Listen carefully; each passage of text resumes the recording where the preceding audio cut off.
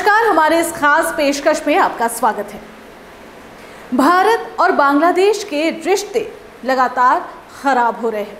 ऐसे में भारत क्या कदम उठाता है, इस पर भी सबकी नजरें टिकी हुई है। क्या बांग्लादेश के चटगांव पर भारत को करना चाहिए कब्जा? ये भी काफी बड़ा सवाल है। दरअसल बांग्लादेश में मोहम्मद यूनुस के नेतृत्व में बगैर चुनी हुई और कट्टरपंथियों के समर्थित सरकार भारत से संबंधों को खराब करने पर आमदा है। यूनुस सरकार बांग्लादेश को अपने सबसे पुराने और सच्चे दोस्त से दूर ले जाने के लिए हर जतन कर रही है। कुछ समय पहले ही मोहम्मद यूनुस ने भारत के पूर्वोत्तर हिस्से को लेकर भी धमकी दे डाली थी।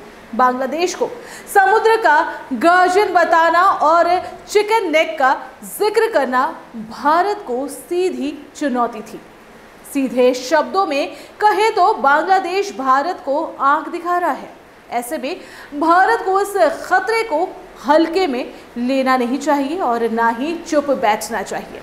इसका जवाब छिपा है बांग्लादेश के चटगांव में, जिसको सुरक्षित करना अब भारत की प्राथमिकता में होना चाहिए।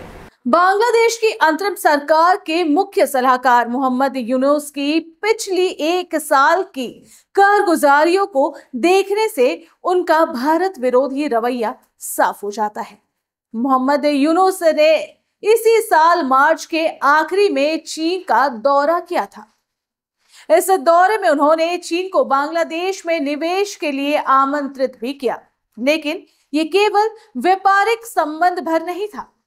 चीन को निवेश का ऑफर देते हुए मोहम्मद यूनुस ने भारत के पूर्वोत्तर राज्यों के बारे में जो कहा वो माफ करने लायक नहीं था। मोहम्मद यूनुस ने कहा कि भारत के 7 राज्य भारत के पूर्वी हिस्से, जिन्हें 7 सिस्टर्स कहा जाता है, ये भारत के लैंडलॉक्ड इलाके हैं।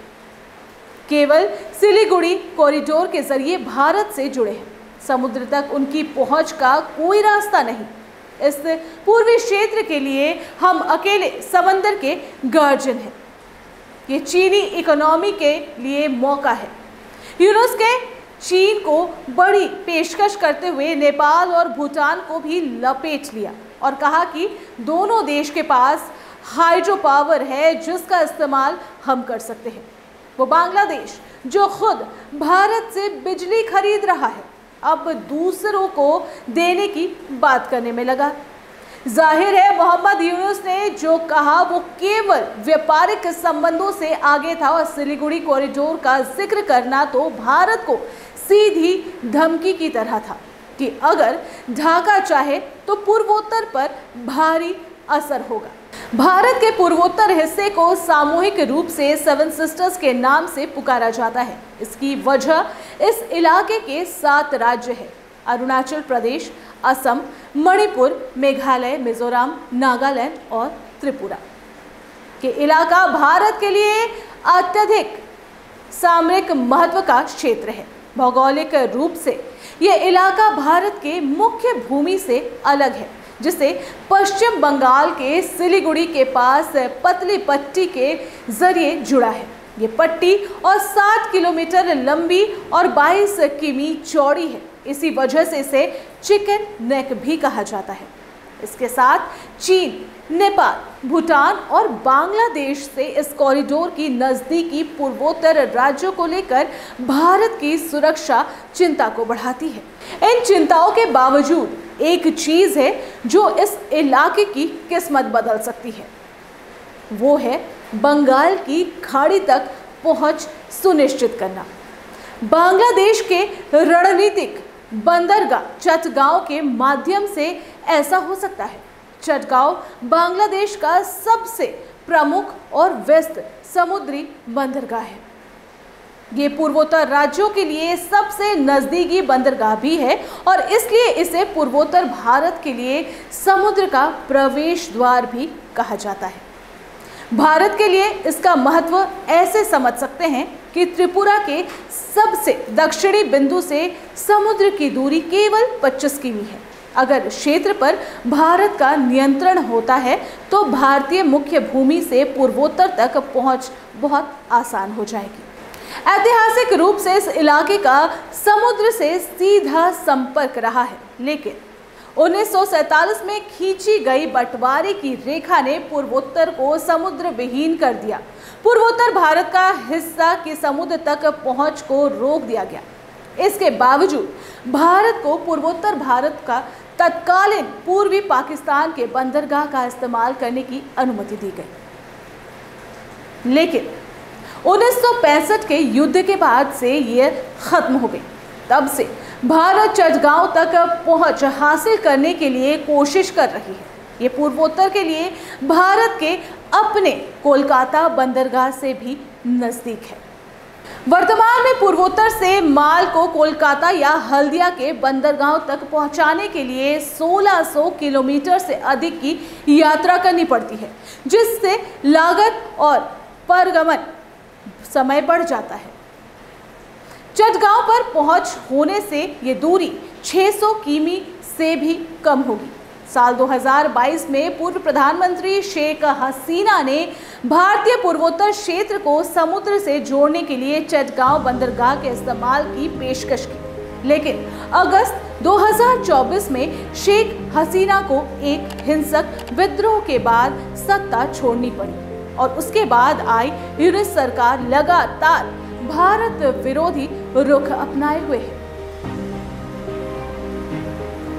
इस बंदरगाह का रणनीतिक महत्व आर्थिक दृष्टि से कहीं आगे तक फैला हुआ है। ये एक भू राजनीतिक आधारशिला है जो पूर्वोत्तर में भारत के सुरक्षा ढांचे को आकार दे सकता है। ये बंदरगाह भारत के एक्ट ईस्ट नीति और बांग्लादेश, चीन, भारत, म्यांमार आर्थिक गलियारे जैसे पहलों के तहत क्षेत्रीय संपर्क के केंद्र के रूप में भी काम कर सकता है। चटगांव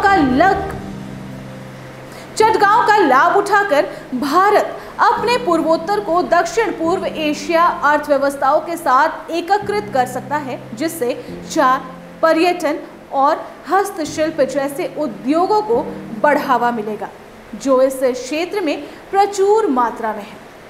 इस इलाके में चीन अपना प्रभुत्व बढ़ाने के लिए पूरा जोर लगा रहा है। चीन के दबदबे वाले बंगाल की खाड़ी भारत के पूर्वोत्तर को घेर सकती है, जिससे उसकी सामरिक गतिशीलता सीमित हो सकता है।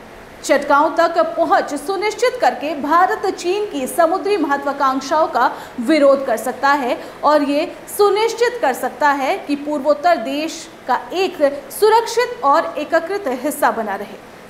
चीन पूर्वोत्तर पर नजर जमाए हुए है और सीमा पर अशांति बनाए रखने की कोशिश करता है। चटगांव की भारत के प्रमुख ट्राई कमांड अंडमान और निकोबार द्वीप समूह से करीब इसके सामरिक महत्व को बढ़ाती है।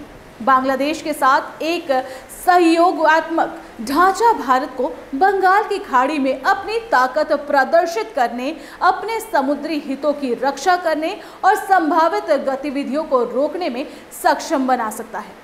इसके साथ मोहम्मद यूनिस की बीजिंग से नज़दीकी को देखते हुए भारत को बांग्लादेश के चटगांव के साथ ही राजशाही, रंगपुर और खुलना के बारे में भी गंभीरता से सोचना चाहिए।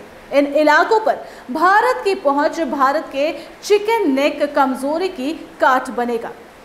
ये भारत की सीमाओं की सुरक्षा के लिए और चीन की विस्तारवादी नीतियों पर लगाम लगाने के लिए भी जरूरी है।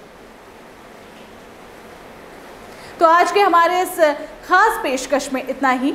बने रहिए आइडियल एक्सप्रेस के साथ, क्योंकि ऐसे ही कई इंटरेस्टिंग टॉपिक्स लेकर हम आपके पास फिर हाजिर होंगे। तब तक के लिए दीजिए इजाजत। नमस्कार।